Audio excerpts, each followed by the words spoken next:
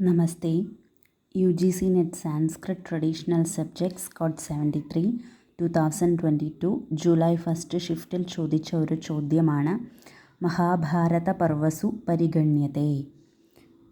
താഴെ പറയുന്ന ഓപ്ഷനുകളിൽ മഹാഭാരതത്തിൻ്റെ പർവ്വങ്ങളായി കണക്കാക്കുന്നത് ഏതെല്ലാമാണ്? ഓപ്ഷൻസ്: ശല്യം, മൗസലം, ശാലാക്യം, സമ്രാട്ട്. മഹാഭാരതത്തിൽ 18 അഥവാ 19 പർവ്വങ്ങളാണുള്ളത്. അവയുടെ പേരുകൾ മനസ്സിലാക്കിയാൽ ഈ ഒരു ചോദ്യത്തിന് ഉത്തരം എഴുതാം. മഹാഭാരതത്തിലെ പർവ്വങ്ങളാണ് ആദിപർവം, സഭാപർവം, ആരണ്യകപർവം, വിരാടപർവം, ഉദ്യോഗപർവം, ഭീഷ്മപർവം, ദ്രോണപർവം, കർണപർവം, ശല്യപർവം, സൗപ്തികപർവം, സ്ത്രീപർവം, ശാന്തിപർവം, അനുശാസനപർവം, ആശ്വമേധികപർവം, ആശ്രമവാസിപർവം, മൗസലപർവം, മഹാപ്രാസ്ഥാനികപർവം, സ്വർഗാരോഹണപർവം, ഹരിവംശപർവം. ഇവയുടെ പേരുകൾ ഓർത്തെടുക്കാനായിട്ട് ഒരു ചെറിയ വഴി അത് ഞാൻ കണ്ടെത്തിയതാണ്. ചിലർക്ക് അത് പഠിക്കാനായിരിക്കും ബുദ്ധിമുട്ട്. അങ്ങനെയുള്ളവർ അത് പഠിക്കേണ്ട. അല്ലാത്തവർ എളുപ്പമെന്ന് തോന്നുന്നു എങ്കിൽ മാത്രം ഈ ഒരു രീതി, അതായത് ഇവിടെ ഒരു വാചകം ഞാൻ ഉണ്ടാക്കിയിരിക്കുകയാണ്. സംസ്കൃതത്തിലാണ് വാചകം.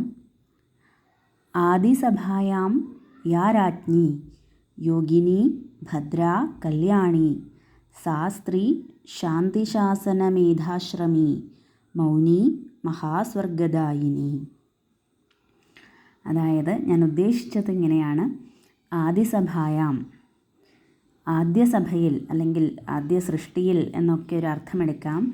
യാ രാജ്ഞി, യാതൊരു രാജ്ഞിയാണോ, യോഗിനിയായിട്ടുള്ള യാതൊരു രാജ്ഞിയാണോ, ഭദ്രയായിട്ടുള്ള യാതൊരു ദേവിയാണോ, കല്യാണിയായിരിക്കുന്ന യാതൊരു ദേവിയാണോ, സാ സ്ത്രീ, ആ സ്ത്രീ, ശാന്തിശാസനമേധാശ്രമി, ശാന്തിയെ ഉപദേശിക്കുന്ന ബുദ്ധിയെന്ന ആശ്രമത്തിൽ കുടികൊള്ളുന്നവളാണ്,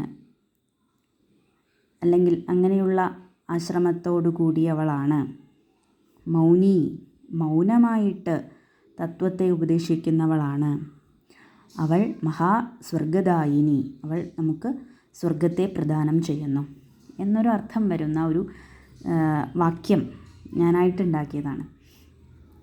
അപ്പോൾ ഇത് വച്ചിട്ട് ഈ ഒരു പർവ്വങ്ങളെ മനസ്സിലാക്കാം. ആദ്യം ഈ വാക്യം കാണാതെ പഠിക്കണം, എന്നാലേ ഈ ഒരു സെൻറ്റൻസ് വെച്ചിട്ട് നമുക്ക് ഈ പർവ്വങ്ങളെ ഓർത്തെടുക്കാൻ സാധിക്കുള്ളൂ.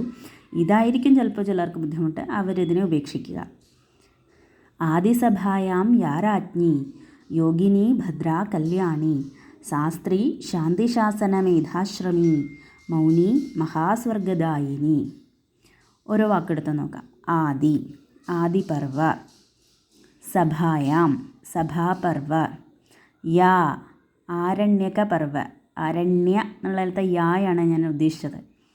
രാജ്ഞി, വിരാടപർവ, വിരാട് എന്ന് പറയുമ്പോൾ രാജ്ഞി, അതിലേക്കൊന്ന് കണക്ട് ചെയ്യാം. യോഗിനി, ഉദ്യോഗപർവ, അതിലെ യോഗ, അതാണ് ഞാൻ ഉദ്ദേശിച്ചത്, യോഗിനി. ഭദ്ര, ഭീഷ്മപർവ, ദ്രോണപർവ, ഭീഷ്മത്തിലെ ഭായും ദ്രോണത്തിലെ ദ്രായും. കല്യാണി, കർണപർവ, ശല്യപർവ, കർണപർവത്തിലെ കായും ശല്യപർവത്തിലെ ല്യായും. സാ, സൗപ്തികപർവത്തിലെ സ. സ്ത്രീപർവ. ശാന്തി, ശാസനപർവ. ശാന്തിപർവ. ശാസന, അനുശാസനപർവ. മേധ, ആശ്വമേധികപർവ. ആശ്രമി, ആശ്രമവാസികപർവ. മൗനി, മൗസലപർവ, അതിലെ മൗ. അതുപോലെ മഹാപ്രാസ്ഥാനികപർവ. സ്വർഗദായിനി, സ്വർഗാരോഹണപർവ. അവസാനം 19ാമത് ഒരു പർവം എന്ന് പറയപ്പെടുന്നു, അത് ഹരിവംശപർവം എന്നും പറയുന്നു. അപ്പോൾ ഈ ഒരു പർവ്വങ്ങളുടെ പേര് പഠിച്ചു വെച്ച് കഴിഞ്ഞാൽ, അപ്പോൾ ആ വാക്യം എന്താണ്? ആദിസഭായാം യാ രാജ്ഞി യോഗിനി ഭദ്രാ കല്യാണി സാസ്ത്രീ ശാന്തിശാസനമേധാശ്രമി മൗനി മഹാസ്വർഗദായിനി. ഇത് പഠിച്ചു കഴിഞ്ഞാൽ നമുക്ക് ഈ ഓപ്ഷനുകളിൽ നിന്ന് ശല്യപർവവും മൗസലപർവവുമാണ് മഹാഭാരതത്തിൽ ഉൾപ്പെടുന്ന പർവങ്ങൾ എന്ന് മനസ്സിലാക്കാം. അങ്ങനെ ശരിയുത്തരം കണ്ടെത്താം. ഇനി മറ്റൊരു ചോദ്യവുമായി വരാം. നമസ്കാരം.